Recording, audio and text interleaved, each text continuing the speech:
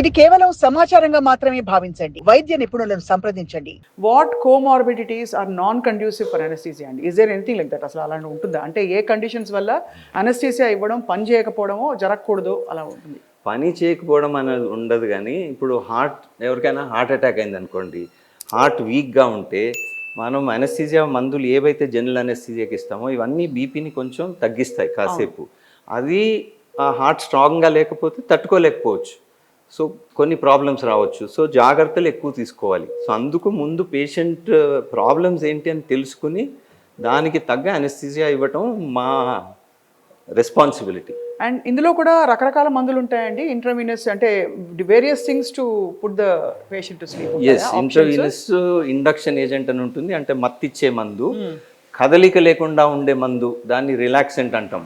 So ఆ మందు ఇస్తే ఇంకా అసలు స్పృహ లేకపోవడము ఒక మందు, కదలిక లేకపోవడం వేరే మందు. రైట్. సో సమ్ టైమ్స్ కదలిక లేని మంది ఇచ్చి స్పృహ లేకుండా ఉన్న మందు ఇవ్వకపోతే పేషెంట్ కదలలేరు. చాలా అది వెరీ వెరీ ఆక్వర్డ్ సిచ్యువేషన్. పేషెంట్కి అన్నీ తెలుస్తుంటాయి పక్కన ఏమవుతుందో, కానీ కదలలేరు. సో దాన్ని అవేర్నెస్ అంటాం. Right. So it's a very dangerous situation. Dangerous అంటే రిస్క్ టు లైఫ్ లేదు, కానీ ఆ పేషెంట్ పడే తపన చాలా తీవ్రంగా ఉంటుంది. కానీ వాళ్ళకి నొప్పి తెలుస్తూ ఉంటుంది. నొప్పి కూడా తెలియకపోవచ్చు, కానీ కదలలేరు, ఏదో అవుతుందని తెలుస్తుంది. సో అందుకని ఆ డెప్త్ ఆఫ్ అనెస్థీసియా మానిటర్స్ అలాంటివి ఉండడం చాలా ఇంపార్టెంట్. ఊరికే అనలేదండి, అంటే దేవుడి చేతిలో ప్రాణాలు పెట్టినట్టు. అంటే ఒక డాక్టర్ గారి చేతిలో, సర్జన్ చేతిలో ప్రాణాలు పెట్టడం అంటే it's so hard to imagine. ఈ బెడ్ అంటారు దీన్ని, ఏమిటంటే ఆపరేషన్ థియేటర్, ఆపరేషన్ టేబుల్ మీద శరీరాన్ని అప్పగించేసి ఎంత నమ్మకం ఉండాలి, ఎస్పెషల్లీ అనెస్థీసియాలజిస్ట్. ఇంకోటి జస్ట్ అందరూ తెలుసుకోవాల్సింది ఏంటంటే, ఇప్పుడు మన హ్యూమన్ బీయింగ్కి ఆక్సిజన్, మెదడుకి 3 minutes ఆక్సిజన్ అందకపోతే ఇర్రివర్సిబుల్ చేంజెస్ అయిపోతాయి. అంటే మనము ఇప్పుడు ఎవరికైనా హార్ట్ అటాక్ వచ్చింది అంటాం. సో అప్పుడు ఆ సిపిఆర్ అని అందరు నేర్పిస్తారు, మనం will try to revive the heart.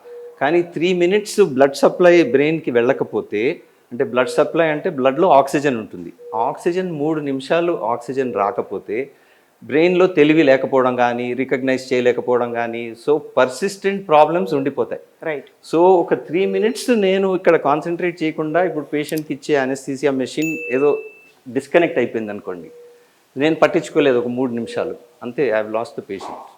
3 నిమిషాలు అంత చేటు చేస్తారు చాలా. So it's very very crucial work. Anaesthetist work is liken to an airplane pilot. అది. సో మా టెక్స్ట్ బుక్స్లో ఏమంటారంటే take off and landing are more serious, మధ్యలో in flight auto pilot mode ఉంటుంది.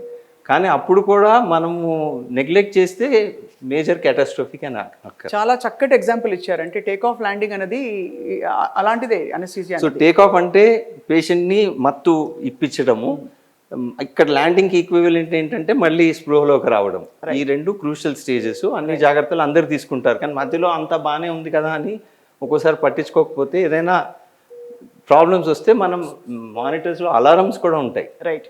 సో ఇప్పుడు ట్యూబ్ డిస్కనెక్ట్ అయిపోయింది, patient breath చేయట్లేదు అని అలారం వస్తూ ఉంటుంది. అది మనం రికగ్నైజ్ చేసి తొందరగా యాక్ట్ అవ్వాలి. అది మామూలుగా ఆపరేటింగ్ సర్జన్కి ఆ నైపుణ్యం ఉండదా? ఉండొచ్చు కూడా, కానీ సర్జన్కి తెలియకపోవచ్చు కదా. ఇప్పుడు పొట్టలో ఆపరేషన్ సర్జన్ చేస్తుంటే ఇక్కడ హెడ్ నుంచి ఆక్సిజన్ కనెక్షన్ ఉంది, అది డిస్కనెక్ట్ అవ్వచ్చు ఏదన్నా కదలిక వల్ల.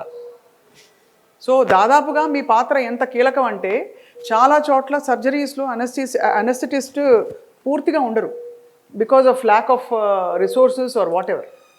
అది వీ డోంట్ ఎంకరేజ్ దట్.